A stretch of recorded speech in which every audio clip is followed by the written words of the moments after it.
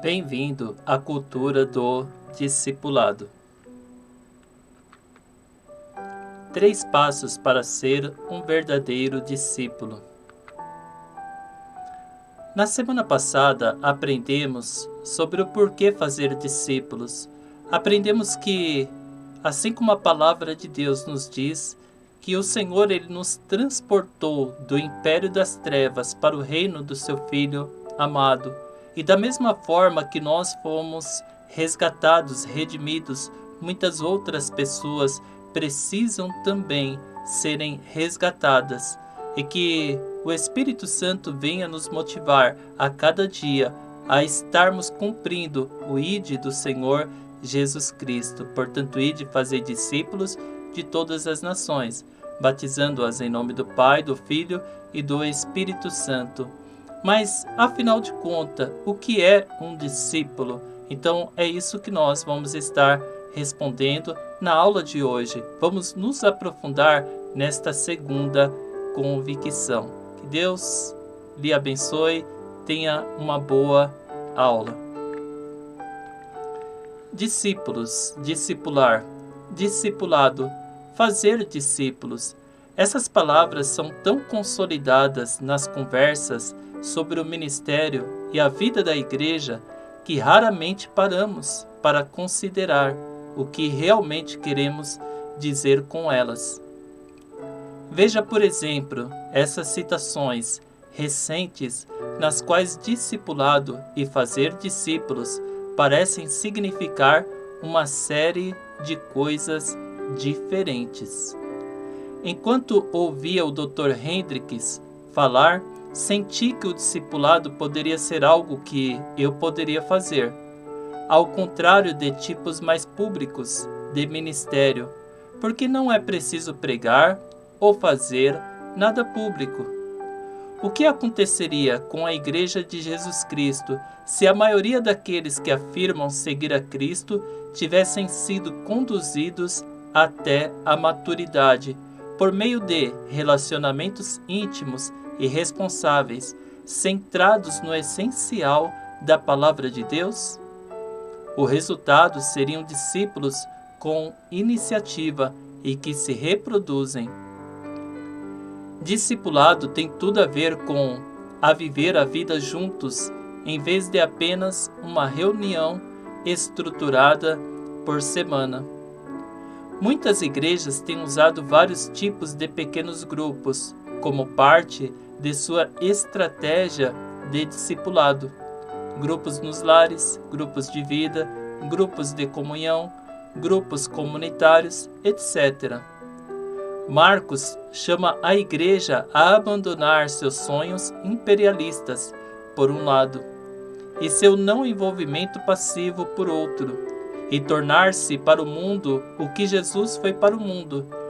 É isso que discipulado, seguir a Jesus, realmente significa.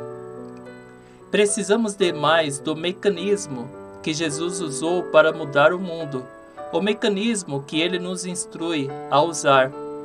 Este mecanismo não criará igrejas perfeitas, mas criará igrejas eficazes. É o discipulado relacional.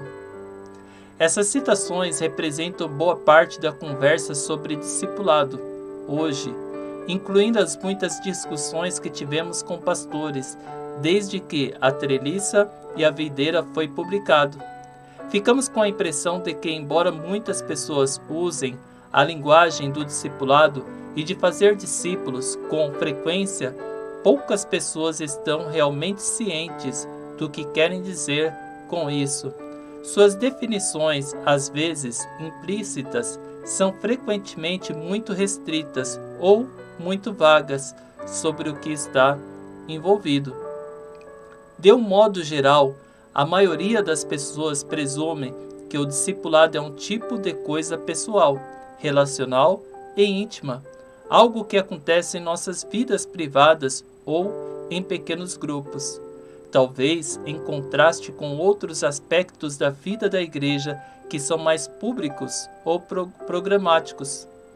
A maioria geralmente compara ser discípulo com seguir a Jesus. e quase todos concordam que o discipulado eficaz e a formação de discípulos são extremamente importantes e são ou o fator vital para rejuvenescer as igrejas e mudar o mundo. Mas, por que discípulo é a categoria ou linguagem que devemos usar para falar sobre essas coisas? Não é algo tão óbvio?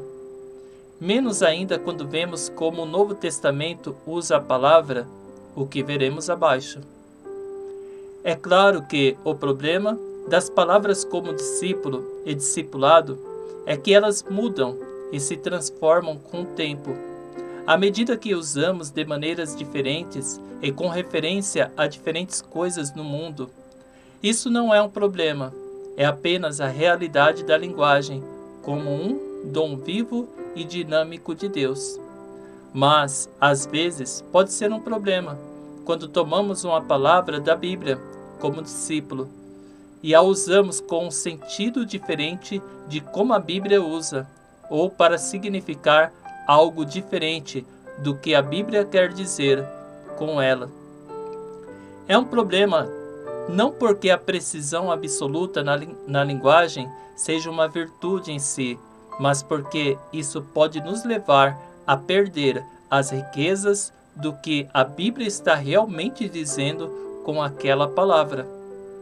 Vemos uma palavra em nossa língua na Bíblia como discípulo, e o significado, as referências e os sentidos de como usamos a palavra em nosso contexto vêm à nossa mente. Nós, naturalmente, admitimos que é nesse sentido atual que a Bíblia está falando neste momento, mas pode não ser. O autor bíblico pode ter um conjunto um pouco diferente de ideias em mente, e, assim, perdemos a força ou as implicações do que está sendo dito. Pior, podemos interpretar mal o que está sendo dito e tratar com o peso de um imperativo bíblico algo de nossa experiência atual na igreja que não é necessariamente o que a Bíblia está falando. Tudo isso significa que um passo vital para esclarecer nossas convicções sobre discipulado e fazer discípulos é esclarecer o que queremos dizer com esses termos importantes. O que é um discípulo?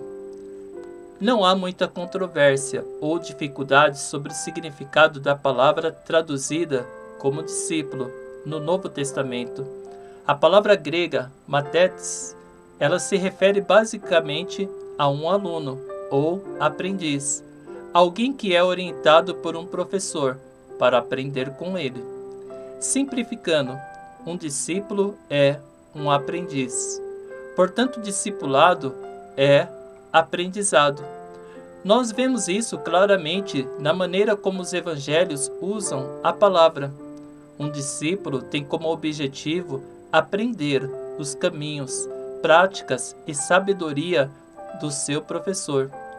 O discípulo não está acima do mestre. Todo aquele, porém, que for bem instruído será como seu mestre.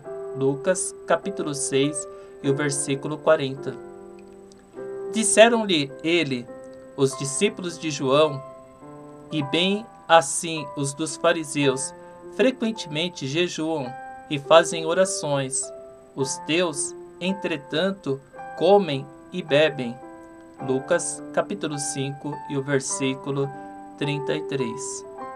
Sejam os discípulos de João, dos fariseus ou de Jesus, o ponto básico é o mesmo, os aprendizes. Têm relação com seu professor ou professores, cujos ensinamentos e modo de vida procuram aprender e adotar.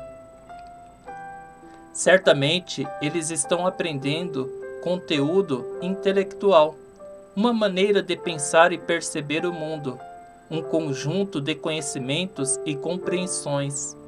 Muitas vezes vemos Jesus ensinando aos seus aprendizes esse conteúdo nos evangelhos. Vendo Jesus as multidões, subiu ao monte e, como se assentasse, aproximaram-se os seus discípulos e ele passou a ensiná-los, dizendo.